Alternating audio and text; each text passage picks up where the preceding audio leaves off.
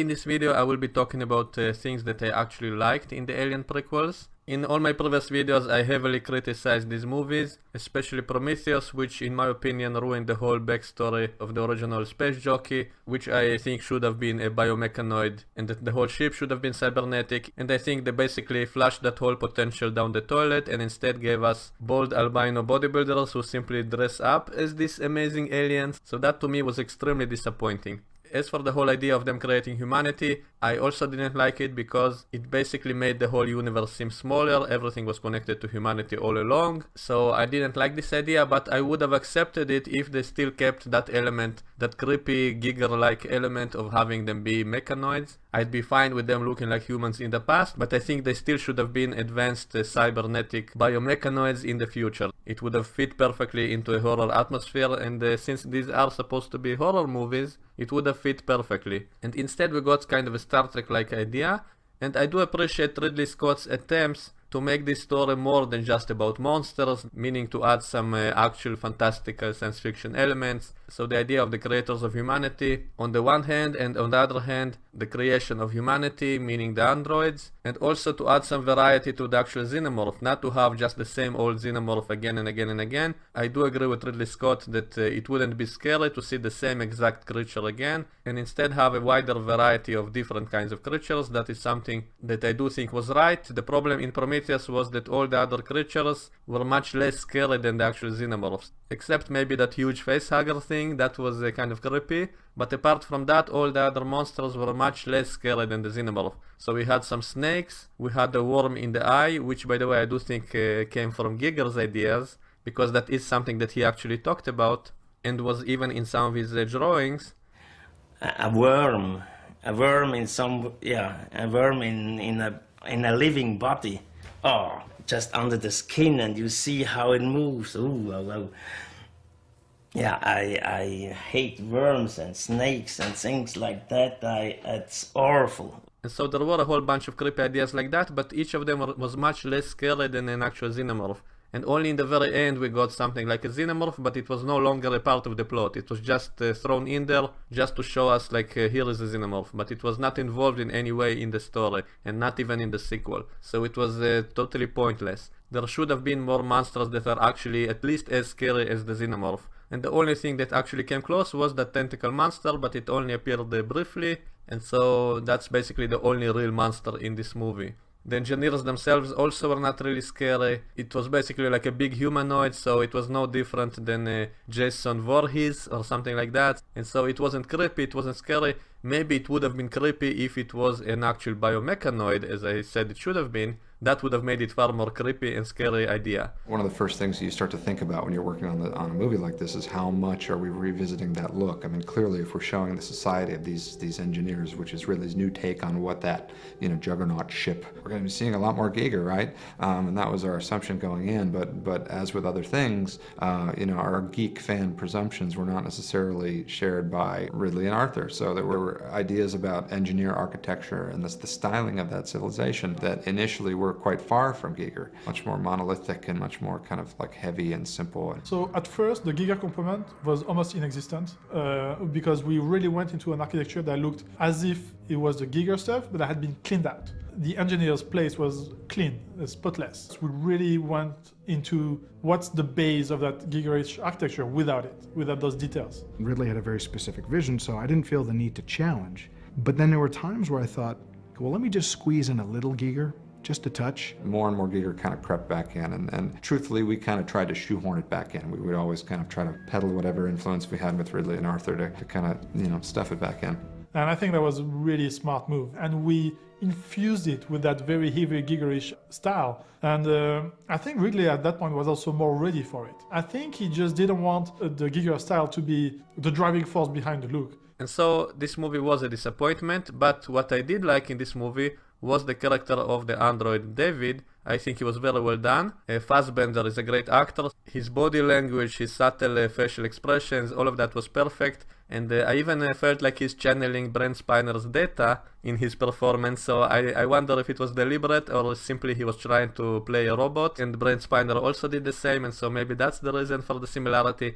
but I really felt like he was actually trying to imitate Data from Star Trek, only with a slightly evil twitch. And so that was one of the things that basically saved Prometheus for me. Also, I did like the visual style of the movie. I think Ridley Scott is a very good visual director, meaning he knows how to show a scene.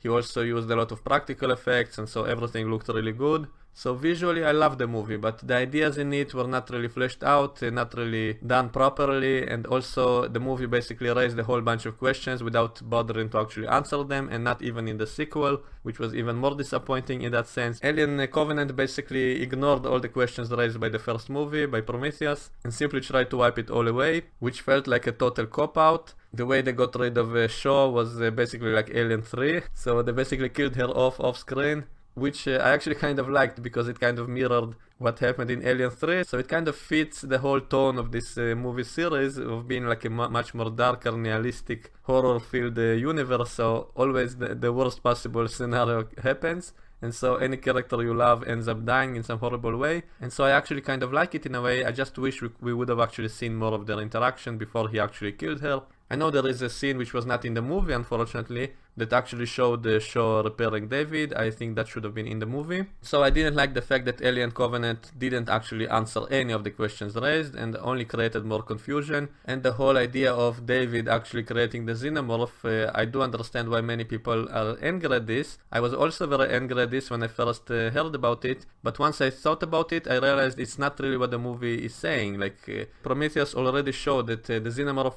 already existed in a sense. You saw that the black goo is basically creating it whenever it interacts with humans, and so it's not as if David created it from scratch. David simply modified it. I personally prefer to think that the xenomorph was actually a species which existed before, which the engineers found and tried to exploit, meaning to take their superior biology and to incorporate it into their black goo weapon, and then something went wrong and then it killed them. And what David basically did is basically extract the xenomorph out of the black goo and recreate it as its own species. And so I prefer to think that he simply recreated the xenomorph and not create them.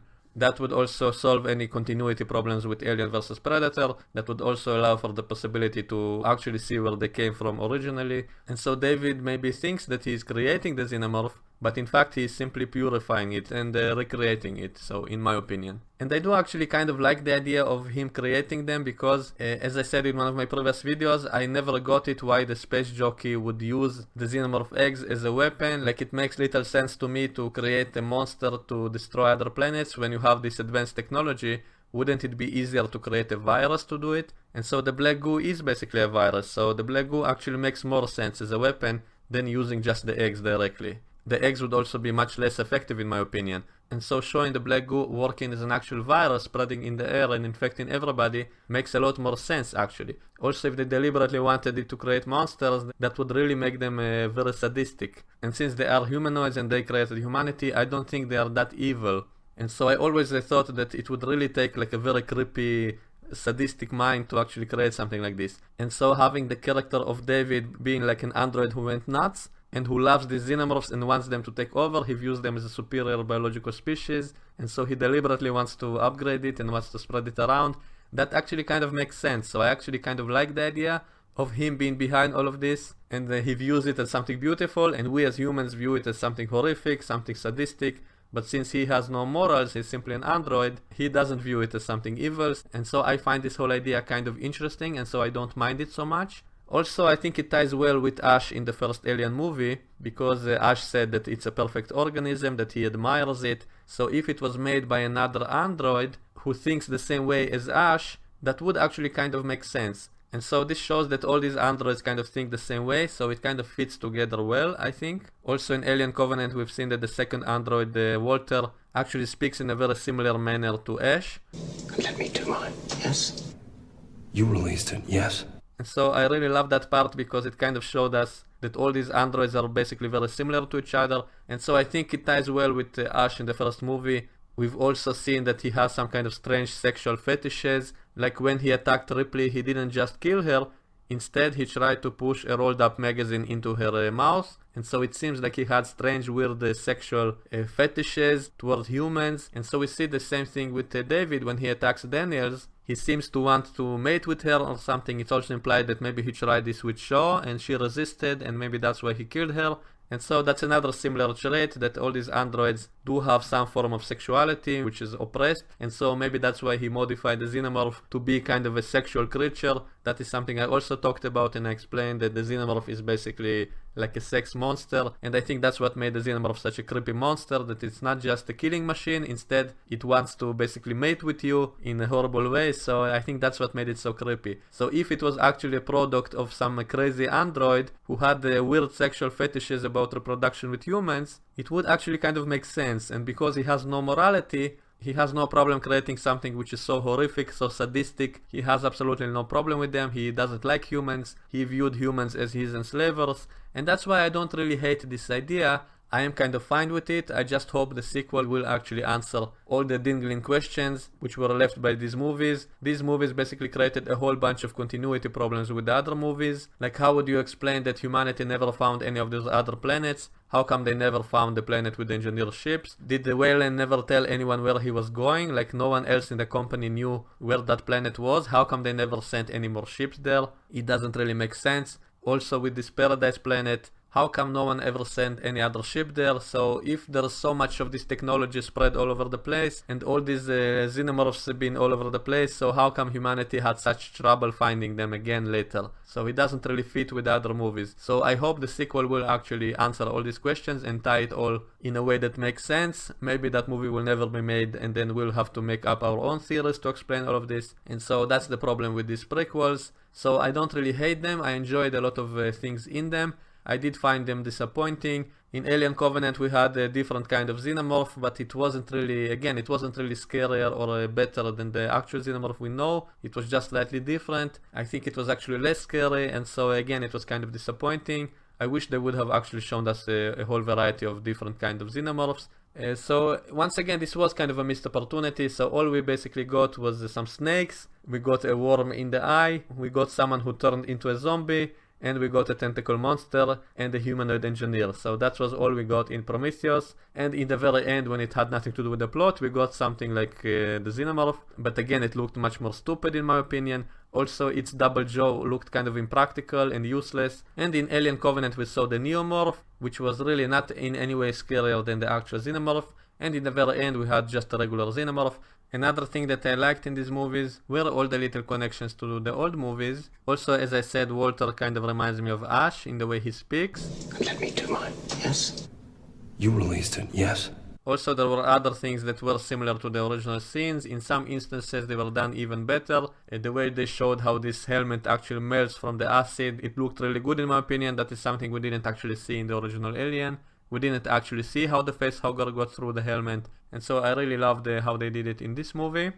A lot of the designs in this movie were actually based on Giger's old works. That structure looked a lot like some of his paintings, even though in his actual paintings it was supposed to look kind of like a pregnant woman. So the only problem that it was done in kind of a minimalistic, simplified way in this movie. They should have gone all out with it, show like actual worms crawling underneath the skin like what Giger actually described. And they like showed like a tiny glimpse of it. They only showed it in his eye for a second. I didn't even notice it the first time I saw the movie. Like, it was too little, too quick, barely noticeable. So I don't think that's what Giger would have done if he was making the movie. What they should have done is something I discussed in my previous videos. They should have actually showed the civilizations of the engineers as being biomechanoids. That would have been so great to see in the actual movie. So that was a huge missed opportunity. I will never forgive this movie, and I will never forgive Ridley Scott for not actually doing that. And as for the engineers, there was one redeeming quality. As I said, it was hugely disappointing for me to see that they are basically just humans in suits, and they were not actually biomechanoids. But one thing I did like in the design, if you actually look closely, you see that that pressure suit he's wearing actually seems to kind of merge with his skin perfectly. This is something I do like. This is something that does look like some of Giger's work. Kind of a very gradual, smooth transition between the mechanical and the biological, and so that suit kind of merges with the body perfectly. So I do like that aspect of it. That's probably the only thing I liked about the engineer's look. So at least they did something right in my opinion. You alright? Jesus Christ, that was your neck. So other similarities with the older movies, there were some scenes which were kind of deliberately trying to imitate scenes from the other movies, and so I kind of like it. So let me show you an example. Why don't we just get her head and shove it through that fucking wall? As I don't really have anything to contribute in the gigantic dead body arena! So as you see, it was kind of similar, so I don't think it was by accident. There were a lot of stuff like that. When they killed that guy who turned into a monster, they kind of drove over him, and it was very similar to the scene in Aliens. So there was a lot of like visual stuff like that, which was kind of deliberately similar to the scenes in other movies. It's like poetry, it rhymes. So I think I said and showed everything I wanted to. In my next video I will be discussing similarities with Star Trek, especially with the Walter and David story. I think it was very similar to Data and Lore in Star Trek. So in my next video I will be analyzing that in more detail. So that's coming up next.